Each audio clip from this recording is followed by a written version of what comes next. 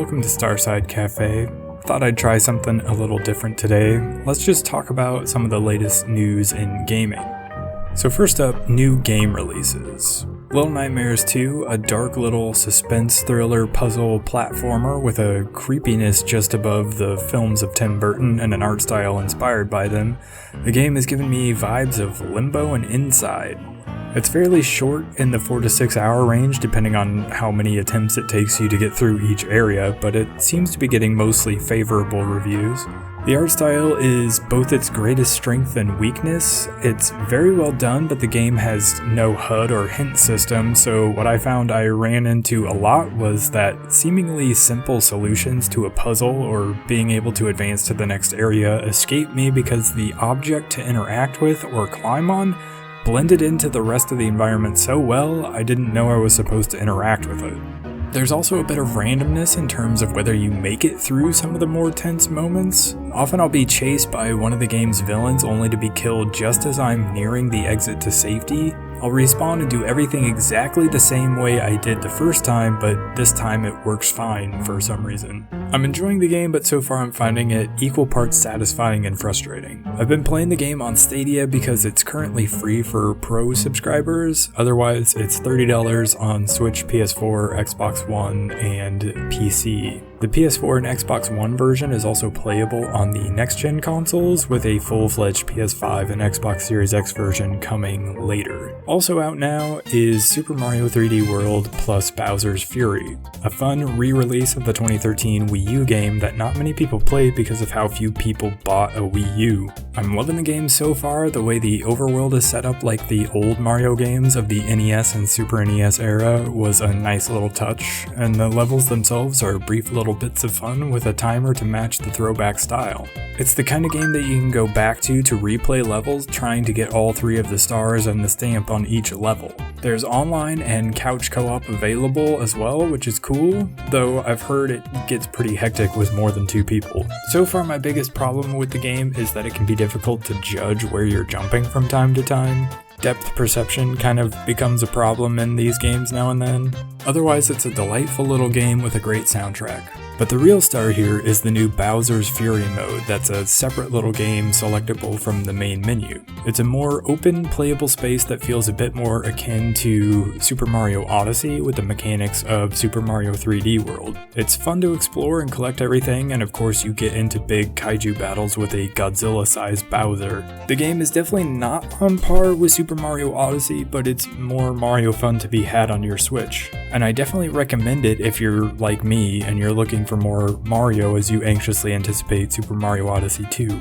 And finally, we need to talk about Stadia. So Google decided to shut down its internal game development studio, and everyone who already hated the platform since its announcement came out to call it the end of Stadia. However, I don't think it is the end for Stadia, not just because they continue to release games and announce more games coming to Stadia, but because they made it sound like they were going to work to get more partners to bring their games to Stadia, which sounds vaguely like buy your exclusives rather than build them yourselves, even if it's only timed exclusives. For instance, if I told you Stadia has the game Outcasters, would you be interested?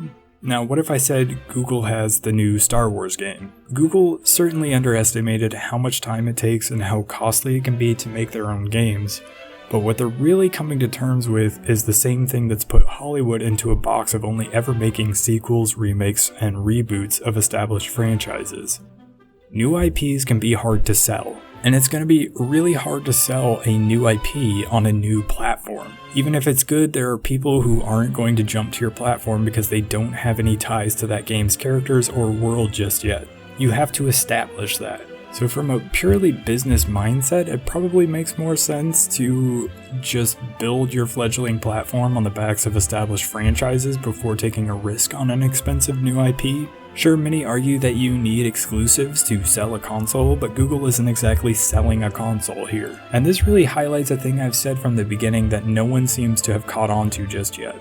Google was never building the Netflix of gaming. Stadia was always meant to be the Google Play Movies and TV of gaming, the iTunes of gaming, the Steam of cloud gaming.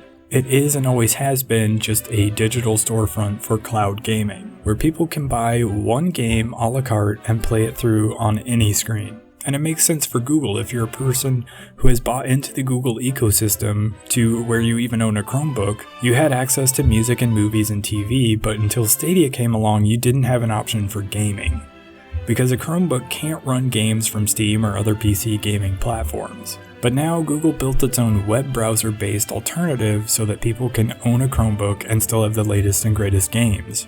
But maybe I'm getting too far ahead of myself. Maybe I should explain the basics for people who aren't too aware of what Stadia really is. There is a subscription service for Stadia that grants access to playing your games in 4K and 60 frames a second. However, if you don't pay for the subscription, you can still play the games just at 1080p and 60 frames a second. The subscription works like a mix of Audible and PlayStation Plus. Just like Audible, you pay a subscription fee to use the service, but you still have to buy your books. But there are some special sale prices for items exclusively for subscribers. The monthly fee offsets the fact that you don't have to buy a physical box. But like PlayStation Plus, every month you get some free games to add to your library, but you only have access to them as long as you're subscribed to the service. And otherwise, the service essentially takes a different approach to solving a similar problem Nintendo solved with the Switch. You want to be able to play your games on your TV, but you want to also be able to take it with you when you're out and about or while you're traveling. Nintendo built a tablet with attachable controllers. Google lets you play in a browser on any computer or in an app on mobile devices. And everyone distrusts Google because, well, it's Google. But that led them all to say the platform was dead before it even launched. Then it came out and everyone scrutinized every possible flaw and wrote very negative reviews at launch and then moved on, satisfied they'd buried a thing they presumed was already dead. Then Cyberpunk happened, and it was terrible on the base PS4 and Xbox One consoles, but ran really well on Stadia.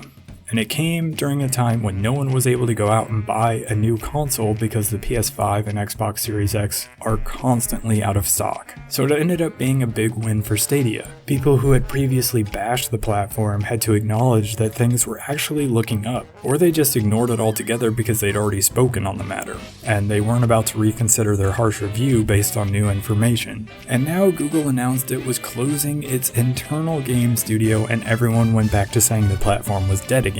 Is it getting hot and cold in here every few minutes, or is it just me? Anyway, cloud gaming is still in its infancy stage.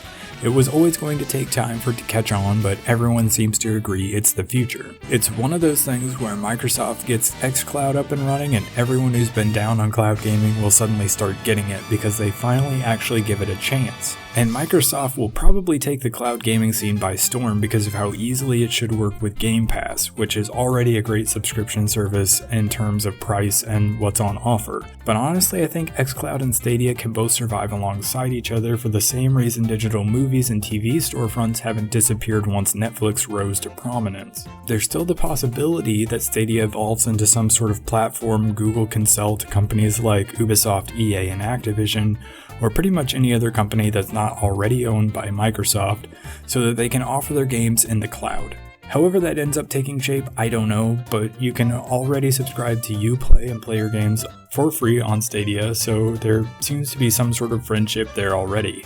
I don't know what the future of the platform is, but so far I like it. It has worked well for me, and the convenience factor is not something to overlook, especially at a time when next-gen consoles are so hard to get. Right now I can't buy a PlayStation 5, but I can play recently released games like Cyberpunk, Assassin's Creed, Watch Dogs Legion, Hitman 3, and Little Nightmares 2 by paying for just the game rather than buying expensive new hardware.